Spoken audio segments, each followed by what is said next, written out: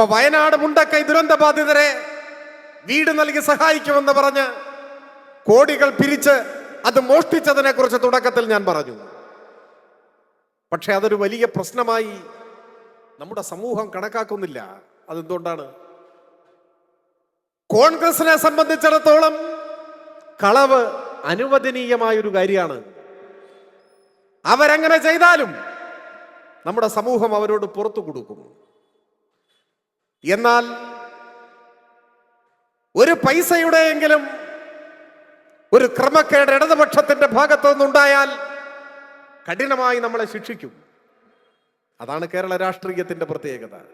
നിങ്ങൾ നോക്കൂ, മൺമറഞ്ഞു പോയ കോൺഗ്രസിന്റെ കേരളത്തിലെ എക്കാലത്തെയും തലയെടുപ്പുള്ള നേതാവ് ശ്രീ കെ കരുണാകരൻ, അദ്ദേഹത്തിന്റെ സ്മാരക മന്ദിരം നിർമ്മിക്കാൻ ഇതിനോടകം 4 തവണ പണം പിരിച്ചു. 4 തവണ പണം പിരിച്ചു. ഒരു ചെറിയ കല്ലുപോലും അവിടെ വെച്ചിട്ടില്ല. 5-ാം തവണ പണം പിരിക്കാൻ പോവുകയാണ്. ഇപ്പോ 5-ാം തവണയും പണം പിരിക്കും. ജനങ്ങൾ പൈസ കൊടുക്കും. ഈ കൊടുക്കുന്ന ജനങ്ങൾക്കറിയാം ഈ പൈസ മോട്ടിക്കും. അത് അറിഞ്ഞുകൊണ്ട് കൊടുക്കുകയാണ്. 6-ാം തവണ ഇനിയും പിരിക്കാൻ വരും എന്നവർക്കറിയാം.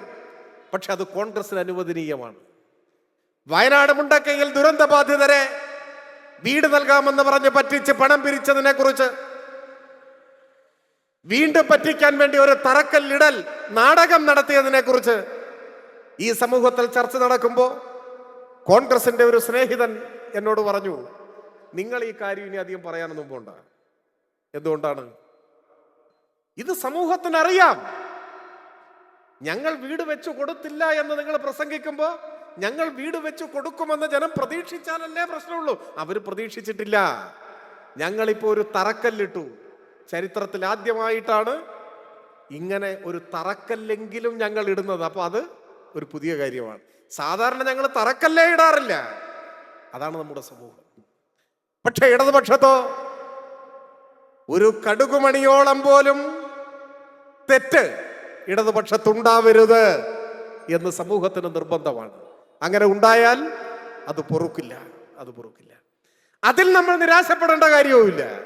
നിരാശപ്പെടേണ്ട വല്ല കാര്യമുണ്ട്? കോൺഗ്രസ്സുകാരെ നോക്കൂ, ഈ തീവട്ടിക്കൊള്ള മുഴുവൻ നടത്തിയിട്ടും അവർ ഓഡിറ്റ് ചെയ്യപ്പെടുന്നില്ല. അതിന്റെ പേരിൽ അവർ ചോദ്യം ചെയ്യപ്പെടുന്നില്ല. ലോകൈക കള്ളന്മാരായിട്ടും ജനങ്ങൾ അവർക്ക് വോട്ട് ചെയ്യുന്നു. അങ്ങനെ നമ്മൾ ചിന്തിക്കാനേ പാടില്ല. കാരണം എന്താണ്? അവരല്ല നമ്മൾ എന്നതാണ് അതിൻ്റെ വ്യത്യാസം. അതിൽ അഭിമാനിക്കുകയാണ് വേണ്ടത്. ഇടതുപക്ഷമെന്നാൽ ഒരു നേരിയ തെറ്റിന്റെ പോറൽ പോലും ഏൽക്കാതെ ഈ സമൂഹത്തിൽ നിൽക്കണമെന്ന് ജനം ആഗ്രഹിക്കുന്നുവെങ്കിൽ അത് ഇടതുപക്ഷത്തിൽ അവരർപ്പിച്ച വിശ്വാസമാണ്, പ്രതീക്ഷയാണ്. അതിനെ കാത്തു സൂക്ഷിക്കാൻ നമുക്ക് ബാധ്യതയുണ്ട് എന്ന് നമ്മൾ തിരിച്ചറിയുക. അത്രയേ ഉള്ളൂ. അതല്ലാതെ അവരങ്ങനെ ചെയ്തല്ലോ എന്ന് നമ്മൾ പറയുന്നതിൽ ഒരർത്ഥവുമില്ല. അങ്ങനെ നിൽക്കുമ്പോഴാണ് സമൂഹം ഒന്നടങ്കം നമ്മുടെ പിന്നിൽ അണിനിരക്കുക. അതുകൊണ്ട് ഈ തെരഞ്ഞെടുപ്പ് പരാജയം നേരത്തെ ഞാൻ പറഞ്ഞ ഘടകങ്ങളെല്ലാം നിലനിൽക്കുമ്പോൾ തന്നെ ശരിയായ സ്വയം വിമർശനത്തിന് നമ്മളും വിധേയമാക്കും. ഇത്തരത്തിൽ ചരിത്രത്തിൽ ഒരു കാലത്തും മാഞ്ഞു പോകാത്ത മഹാവികസനങ്ങളുടെ തുടർക്കഥകൾക്ക് നാം നേതൃത്വം കൊടുത്തിട്ടും ക്ഷേമ പദ്ധതികളെല്ലാം കൂടുതൽ കൂടുതൽ മെച്ചപ്പെടുത്തി ജനങ്ങൾക്ക് എത്തിച്ചു നൽകിയിട്ടും ആശുപത്രികളുടെയും പള്ളിക്കൂടങ്ങളുടെയും ഉൾപ്പെടെയുള്ള ജനങ്ങളെ നേരിട്ട് തന്നെ ബാധിക്കുന്ന മേഖലകളിലെല്ലാം ലോകോത്തരമായി നാം ഉയർന്നു നിന്നിട്ടും നാം പരാജയപ്പെട്ടു പോയത് എന്തുകൊണ്ട് എന്ന് സൂക്ഷ്മമായി പരിശോധിക്കുകയും ഈ മഹത്തായ വിജയഗാഥകൾക്കിടയിൽ എവിടെയെങ്കിലും ശ്രദ്ധക്കുറവ് പറ്റിയിട്ടുണ്ടോ, നല്ല ഉദ്ദേശത്തോടു കൂടി ചെയ്ത കാര്യങ്ങളിൽ എവിടെയെങ്കിലും വിപരീതമായ ഫലം ഉണ്ടായിപ്പോയോ എന്ന് പരിശോധിക്കാൻ പ്രതിജ്ഞാബദ്ധമാണ് ഇടതുപക്ഷം. അത്തരം പരിശോധനകളിലൂടെ നേരിയ പിശകുകൾ എന്തെങ്കിലും സംഭവിച്ചു പോയാൽ അതും പരിഹരിച്ച് കൂടുതൽ കരുത്തോടെ ഈ നാടിന്റെ മോചനത്തിന് വേണ്ടിയുള്ള പോരാട്ടത്തിൽ സ്വന്തമെന്ന വാക്കുമറന്ന് നാം മുൻപോട്ട് പോകും. ഒരു സംശയവും വേണ്ട. ഒരു തെരഞ്ഞെടുപ്പ് പരാജയവും നമ്മളെ നിരാശപ്പെടുത്തില്ല.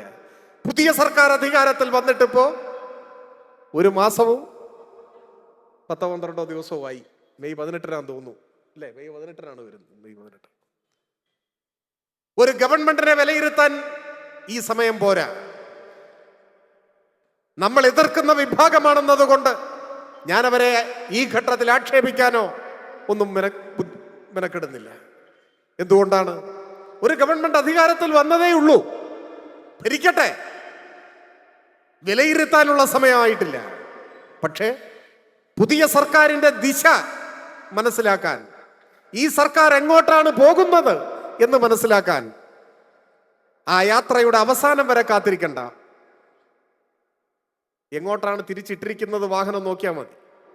ആ സൂചന പക്ഷേ ഒട്ടും ശുഭകരമല്ല.